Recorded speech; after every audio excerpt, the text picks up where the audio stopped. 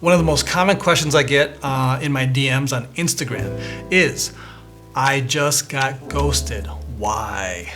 Okay, great question. And so we're gonna get into this. I'm gonna explore one particular part of this issue that I think a lot of you guys are probably running into, because I've just talked to enough of you guys to see a pattern here as to why you're probably getting ghosted. Now, here's the thing. A lot of you guys start off strong. It's like the dates are going well. Maybe you see each other once, twice, maybe even 3 times before the ghosting actually happens.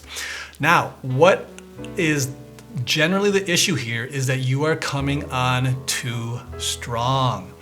A lot of you guys like to play it cool and be aloof, and that's okay, I guess, but if you're just playing that and faking it, it comes off as disingenuous, and a lot of times people, especially women, can read that, and they can tell that you're trying to purposely play aloof instead of being genuine, because they know that you probably like them more than you're leading them on to be.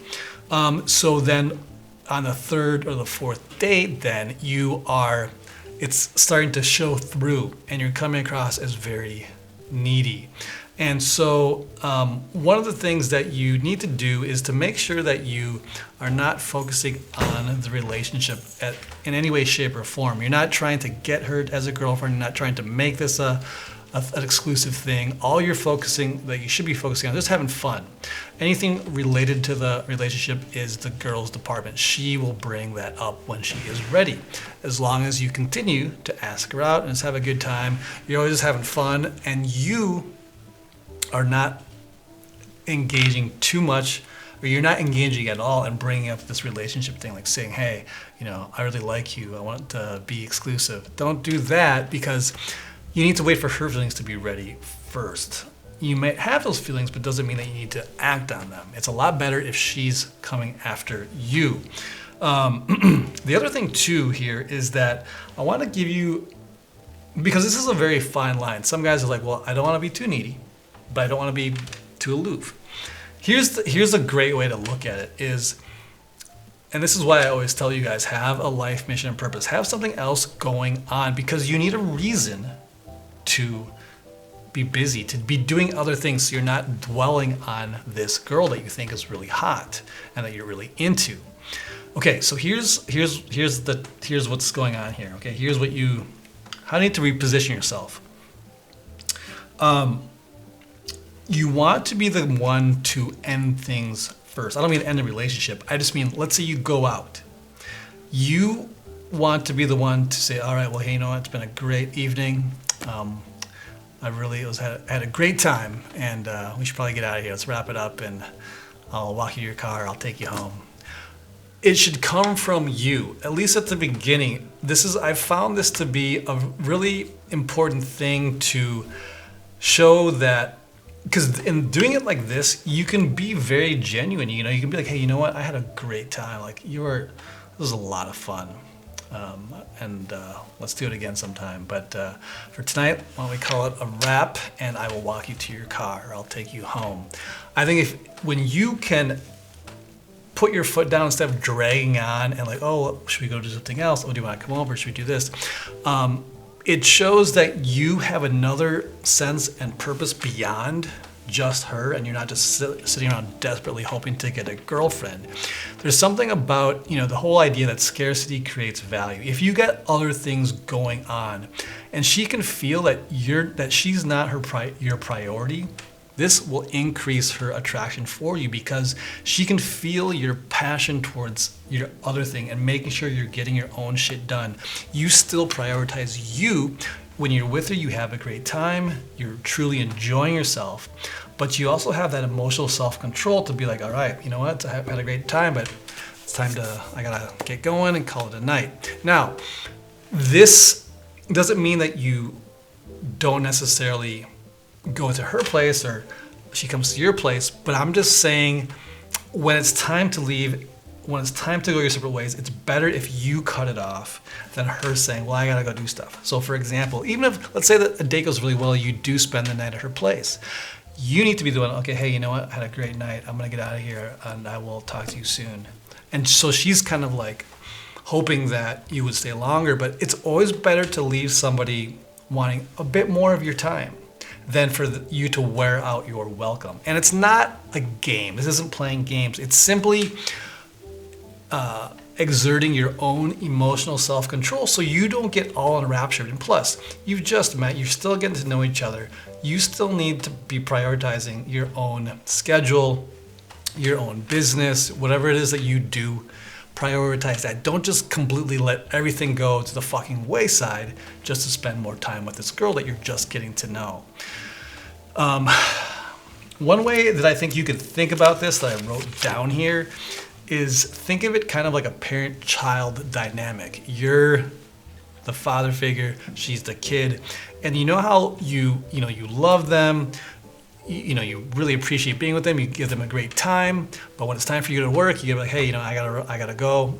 Daddy's gotta go to work. I'm not even saying it should be this child parent thing, but I want you to think of it like that behavior that your father would take, like, hey, we've had fun, but I gotta get back to work.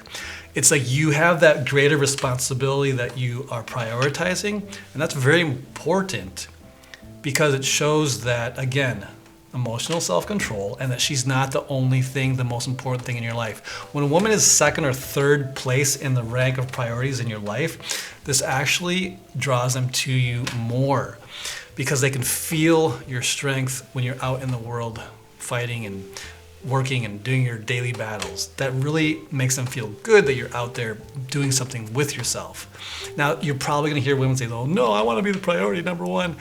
They don't really know what they're talking about because the moment you prioritize them first is the moment they get sick of you and are repulsed by you and think that you're being lazy and needy. So they may say this, some may really not like what I'm saying when I say they want to be your second or third priority, but this is just the reality. It doesn't always sound pretty, but this is the reality. And when you do that, when you prioritize yourself, when you prioritize your work, it puts her into a position of wanting to root for you, to support you. Like, wow, okay, go, do your thing. Instead of you just moping around, sitting on the couch with her, cuddling all day, that, as much as I'm sure you would rather do that, to hang out with a beautiful girl and be naked together and doing whatever you're doing, that would be a lot more fun, I know. But especially when you're first getting to know a girl, you cut it off, you move on, and you still have your life going on. Obviously, you need to have your life, whether you're married or dating or whatever, but especially at the beginning, have your own time and never linger around like a lost puppy dog. This is masculine to have that emotional self-control and to have your own shit going on. So again, I say this so often, have your own life mission and purpose going on. If you want to explore how to find yours, download my guide below, Finding Your Life Mission and Purpose. It's a step-by-step guide that I walk you through and how you can start to think about that so you can discover your own life mission and purpose. Now, later on down the line, let's say you guys she does say, hey, where's this going? I want to be exclusive with you. In those cases too, you can obviously spend more time together, but you still want to always have something else going on.